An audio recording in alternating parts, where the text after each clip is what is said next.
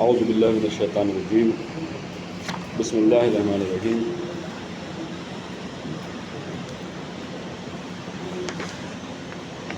ایک بحث جو قرآن کے دروس کے درمیان آتی ہے وہ یہ آتی ہے کہ خلفاء نے قرآن جمع کیا، جبکہ ہمارا شیعوں کا عقیدہ یہ ہے کہ قرآن رسول اللہ اپنے زمانے میں دو تختیوں کے درمیان میں یعنی جیسا ہے ایسا ہی آمادہ اور تیار کر کے چھوڑ گئے تھے، لیکن بعد میں روایات کیوں پیدا ہوئی اور کہاں سے آئیں، کس لیے آئیں، اس کو انشاءاللہ آج کے درس میں ذکر کریں گے۔ یہ درس ان دروس کا آخری درس ہوگا اور انشاءاللہ پرسوں تک کوشش کریں گے کہ ایک سوال نامہ کہ جس میں اسی دروس سے سوال ہوں آپ لوگوں کی خدمت میں پیش کیا جائے گا، یا جو بھی ہوگا انشاءاللہ پرسوں تک بتا دیا جائے گا۔ جمع قرآن پر ایک نظر۔ اس میں کوئی شک نہیں ہے کہ قرآن مجید میں کسی بھی قسم کی تحریف اور بے ترتیبی کا عقیدہ جمع و تدوین قرآن ہی سے پیدا ہوا ہے۔ جب ہم مانتے ہیں کہ ہاں بعد میں قرآن جمع ہوا، تبھی ہم یہ کہیں گے کہ ہاں بھائی بعد میں ترتیب دیا گیا، لہٰذا انہوں نے اپنے حساب سے کیا ہوگا، ورنہ کوئی بھی باخبر مسلمان اس بات کا دعویٰ نہیں کر سکتا کہ دور رسول اکرم میں قرآن مرتب ہوا تھا اور بعد میں حکام نے اسے آگے پیچھے کر دیا، پاسبل نہیں ہے،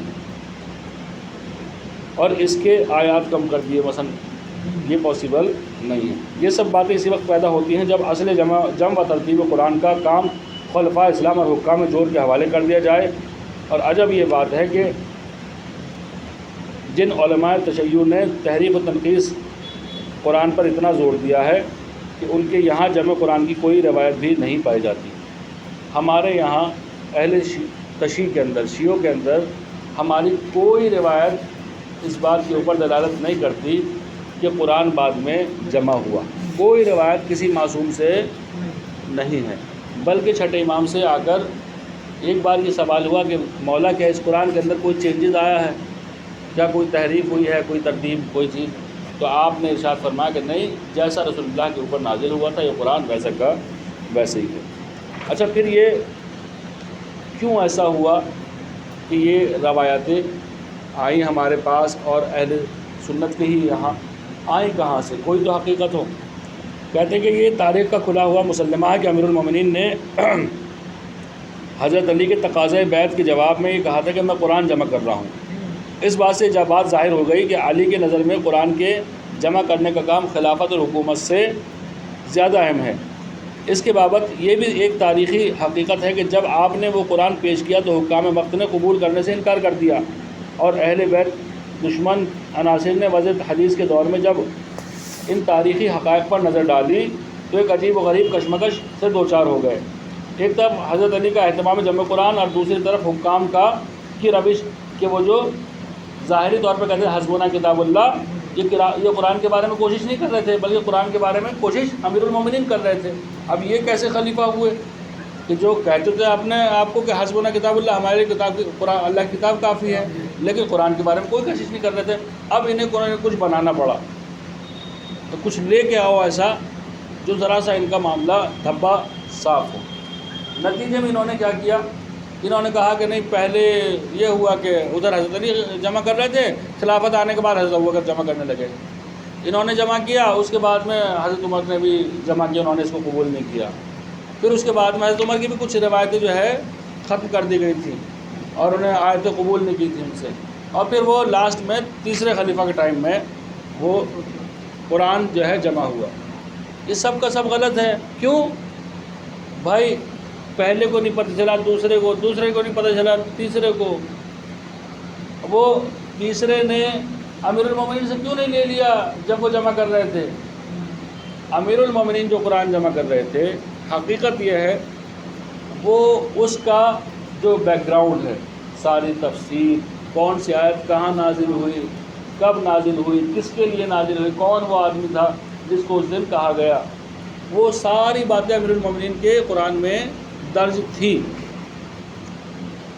اور ان کے قرآن انہوں نے کوئی جمع کیا ہی نہیں، صرف روایتیں بعد میں بنی ہیں۔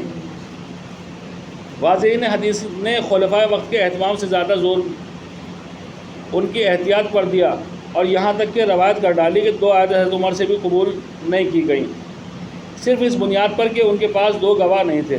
یہ بات بھول گئے کہ اس طرح خلیفہ وقت کا وقار خاک میں مل جائے گا، اور دنیا مستقبل پر سوچنے مجبور ہو جائے گی کہ جس شخص کا قول خود اس کی مقرر کردہ کمیٹی نہ مان رہی ہو تو اس کی حیثیت کیا رہ جاتی ہے۔ پھر کہتے ہیں کہ ان روایات کے وضیح ہونے کی دوسری اہم دلیل یہ ہے کہ انہیں جس اہتمام حفظ قرآن کے اظہار کے لیے وضع کیا گیا، ان میں وہ بات دور دور تک نہیں پائی جاتی، بلکہ اہتمام سے زیادہ باہمی اختلاف نظر آتا ہے۔ واضحین حدیث کے پیش نظر کئی قسم کے کام کیے تھے: اہتمام حکومت، مرتب صحابیت اور علم قرآن، تحفظ سیاست۔ اس لیے انہوں نے اپنی روایتوں میں تمام باتوں کا بندوبست کیا، کسی کا دل پہ یہ احساس پیدا کرایا کہ اب قرآن کو جمع ہونا چاہیے، کسی کو منتظم قرار دیا، کسی کے علم کو ظاہر کرنے کے لیے جمع قرآن کمیٹی کا ممبر بنایا، اور کسی کی شخصیت کو گرانے کے لیے اس کمیٹی سے نکال دیا، یہاں تک کہ ابن مسعود فریاد کرتے رہ گئے کہ کوئی سننے والا نہ پیدا ہوا۔ ابن عباس کی شخصیت اکثر نظر انداز کر دی گئی، جبکہ وہ بہت بڑے مفسر قرآن رہے۔ دوسرے صحابہ پر پردہ کر دیے گئے۔ قرآن الحمدللہ کے ساتھ پس پردہ تقدیر سے باہر آ گیا۔ یہ اور بات ہے کہ خلفائے وقت کا علم، ان کا احساس، ان کی صلاحیت اور ان کے اعتبار پردے میں ہی رہ گئی، لیکن قرآن سامنے لا دیا گیا۔ پھر کہتے ہیں کہ ان روایت کی سب سے بڑی کمزوری یہ ہے کہ ان میں قرآن کمیٹی کا یہ اعلان کہ مسلسل درج ہوا کہ جس آیت کے 2 گواہ نہ ہوں گے وہ درج قرآن کی حیثیت نہ رکھے گی، وہ قرآن میں درج نہ کی جائے گی۔ اس طرح اعتبار قرآن کو 2 گواہوں کے اوپر جوڑ دیا، یعنی کوئی بھی 2 آدمی آ کے اگر جھوٹ سے بول دیں کہ ہاں بھئی یہ والی آیت ہے تو وہ مان لیں گے۔ کہاں گیا قرآن کا معجزہ؟ ختم کر دیا نا۔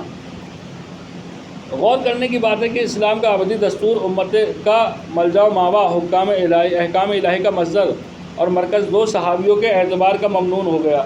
اگر ان 2 میں سے بعد میں کوئی کہے نہیں ایک تو جھوٹا تھا تو کیا ہوگا؟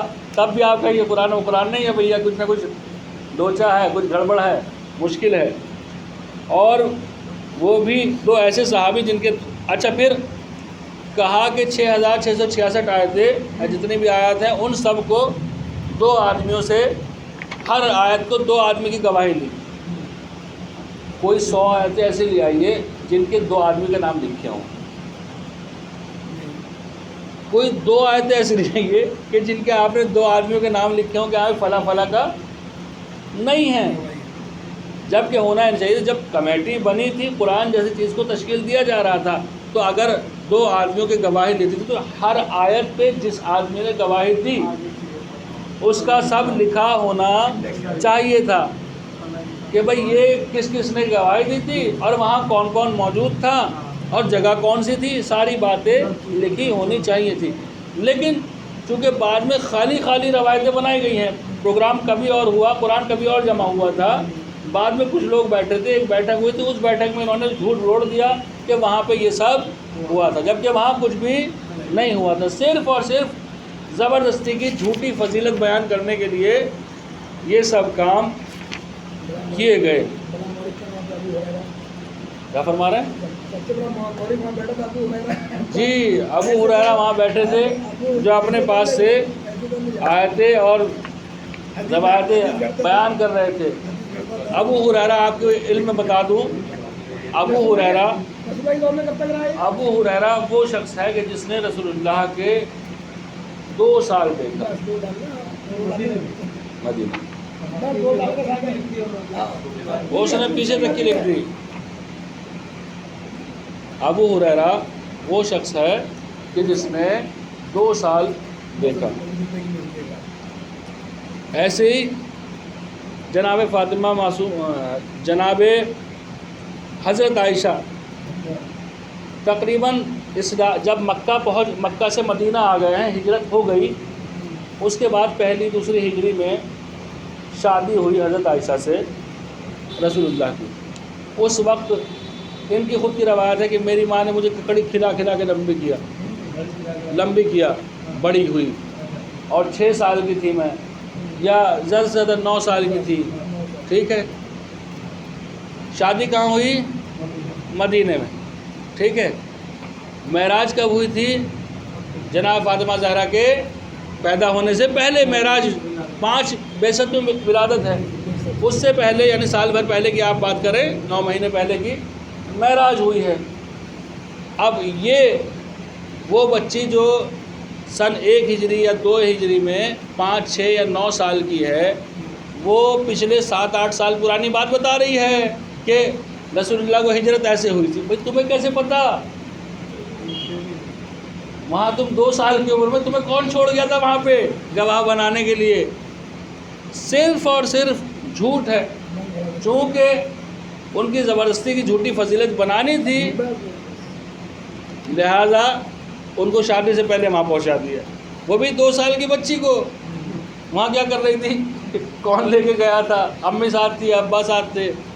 وہ کوئی سوال نہیں، کوئی جواب نہیں، چونکہ بات ہی جھوٹ تھی۔ آخری ٹائم بھی جانوں کے دم نکلا، ایسا ان کی روایت۔ وہ تو خیر سب بات کی کہانیاں ہیں۔ اچھا، تحریف قرآن کے بارے میں آخری بات ہم کر لیں، اس کے بارے میں پھر انشاءاللہ کچھ سورہ کے بارے میں بات کریں گے تاکہ آخری آج درس ہو سکے۔ تحریف قرآن اور قرآن، کھلی بات ہے کہ جب قرآن دنیا کے ہر مسئلے کے لیے بیان و تبیین و حیات کائنات کے ہر اختلاف کے لیے قول فیصل بن کر آیا ہے، تو اپنے بارے میں بھی پیدا ہونے والے سوالوں کے جوابوں کا بھی قرآن ہی دے سکتا ہے، ان اختلاف کو بھی قرآن ہی حل کر سکتا ہے۔ اب ضرورت اس بات کی ہے کہ خود قرآن کریم کے بیانات کی روشنی میں اس امر کا جائزہ لیا جائے کہ اس کتاب مقدس میں کسی قسم کی تحریف ممکن ہے یا نہیں ہے۔ اس ذیل میں نمونے کے طور پہ 5 آیتیں نقل کی جا رہی ہیں۔ سب سے پہلی آیت، اِنَّا نَحْنُ نَزَّلْنَا الذِّكْرَ وَإِنَّا لَهُ لَحَافِظُونَ، ہم ہی نے قرآن کو نازل کیا، ہم ہی اسی کی حفاظت کرنے والے ہیں۔ یہ خود قرآن کا قول ہے۔ اِنَّهُ لِلْكِتَابِ عَزِيزٌ لَا يَعْتِيهِ الْبَاطِلُ مِنْ بَيْنِ يَدَيْهِ وَلَا مِنْ خَلْفِهِ تَنزِيلٌ مِنْ حَكِيمٍ حَمِيدٍ، یہ کتاب عزیز ہے، باطل اس کے آگے یا پس پشت بھی قریب نہیں آ سکتا، یہ حکیم میں حمید کی تنزیل ہے۔ ذَلِكَ الْكِتَابُ لَا رَيْبَ فِيهِ، شروع میں ہی دوسرے سورہ میں کہہ دیا کہ یہ وہ کتاب ہے کہ اس میں کوئی شک کی گنجائش نہیں ہے۔ اب آپ تحریف کے بارے میں، اس کے آگے پیچھے ہونے کے بارے میں، کسی بھی بارے میں شک نہیں کیجیے گا۔ کتاب انزلناہ الیک لتخرج الناس من الظلمات الی النور، یہ وہ کتاب ہے کہ جو لوگوں کو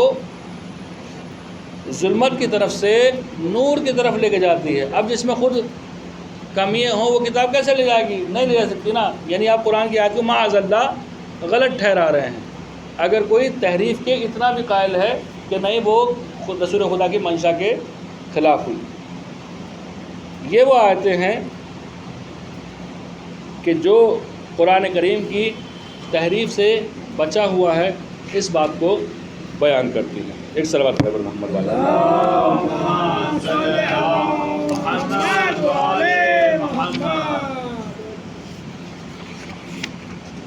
سورہ علق، قرآن کریم کا یہ سورہ 30ویں پارے کا سورہ 3 کے بعد آنے والا سورہ ہے، اور یہ سورہ مبارکہ بھی مکی ہے، اور اس میں 19 آیات ہیں۔ اس سورہ کو وحی اول سے تعبیر کیا گیا ہے، اور اس سورہ میں روز اول جس حقیقت کا اعلان کیا وہ یہ ہے کہ اسلام قراءت اور کتابت کا دین ہے۔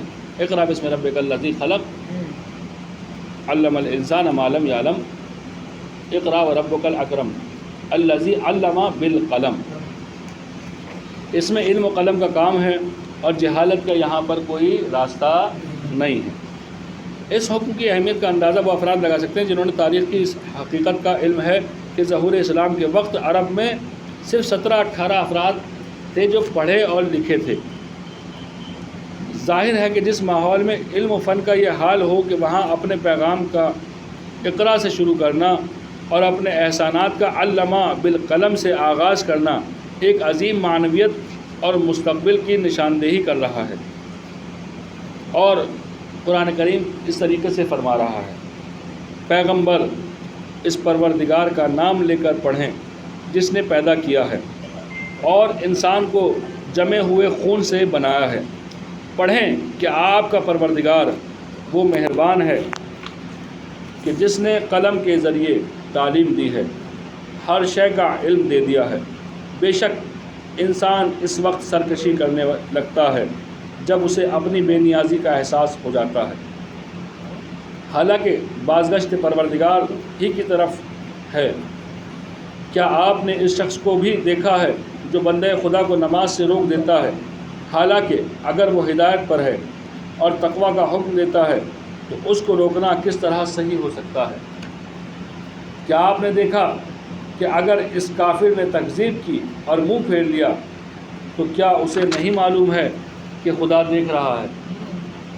یاد رکھو کہ اگر وہ روکنے سے باز نہ آیا تو ہم اسے پیشانی کے بال پکڑ کر گھسیٹیں گے اور ایک جھوٹے اور خطار کی پیشانی کے بال ہوں گے۔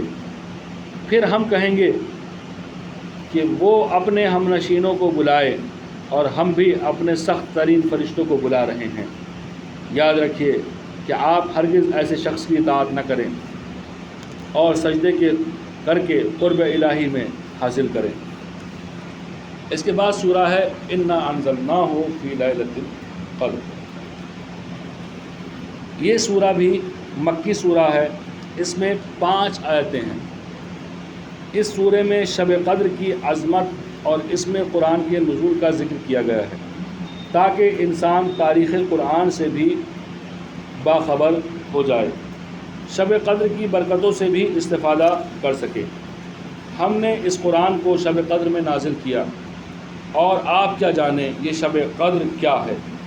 یہ ایک رات 1000 مہینوں سے بہتر ہے کہ اس میں ملائکہ اور روح القدس کا نزول ہوتا ہے، اور اس میں طلوع فجر تک سلامتی ہی سلامتی ہے۔ اس سورے سے بھی یہ اندازہ ہو جاتا ہے کہ اسلام نقطۂ نگاہ سے قانونی رات طلوع فجر پر تمام ہوتی ہے، اگرچہ مادی اعتبار سے دن کا سلسلہ طلوع آفتاب سے ہوتا ہے۔ وآخر دعوانا ان الحمدللہ رب العالمین۔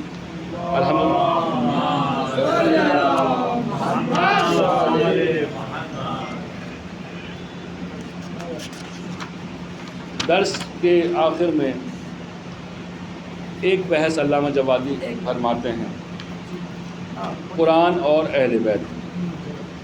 سرکار دو عالم نے ہدایت امت کے لیے 2 گران قدر چیزیں چھوڑی، انی تارک فیکم الثقلین کتاب اللہ و عترۃ اہل بیت۔ قرآن اور اہل بیت تمہارے درمیان چھوڑ کے جا رہا ہوں، اور جب تک ان سے متمسک رہو گے تب تک تم راہ راست پر رہو گے۔ اور ان دونوں کا کمال اتحاد یہ ہے کہ اہل بیت کی پوری زندگی میں قرآن کریم کے تعلیمات کی تجسم ہے۔ قرآن کی جملہ آیات میں اہل بیت کی زندگی کی تصویر کھینچی جا سکتی ہے، کہیں ان کے کردار کی توقیر تو کہیں ان کے دشمنوں کی تحقیر، کہیں ان کے مستقبل کی تمہید تو کہیں ان کے ماضی کی تمجید۔ لیکن اس کے باوجود اقوال مفسرین کی روشنی میں تقریباً 300 آیتیں صرف انہی کی شان میں نازل ہوئی ہیں۔ کوئی اگر کچھ اور بھی نہ قبول کرے، ساری باتیں بھی قبول نہ کرے، تو 300 آیتیں پورے قرآن میں 300 آیتیں مانتے ہیں کہ ہاں یہ اہل بیت کی ہی شان میں ہیں۔ اور یہ کتاب انشاءاللہ پروردگار عالم آپ کو موقع دے، مطالعہ قرآن نام کی جو کتاب ہے اس کو آپ لوگ پڑھیں۔ جو نہیں پڑھ سکتے اپنے بچوں سے کہیں کہ وہ پڑھ کے سنائیں، کتاب مہیا کریں۔ انٹرنیٹ پہ بھی کتاب مل جائے گی PDF، اور منگا بھی سکتے ہیں تنزیل مکاتب سے۔ اس سے آپ ان تمام 300 آیات کو دیکھ سکتے ہیں، ان کی تفسیر کو دیکھ سکتے ہیں۔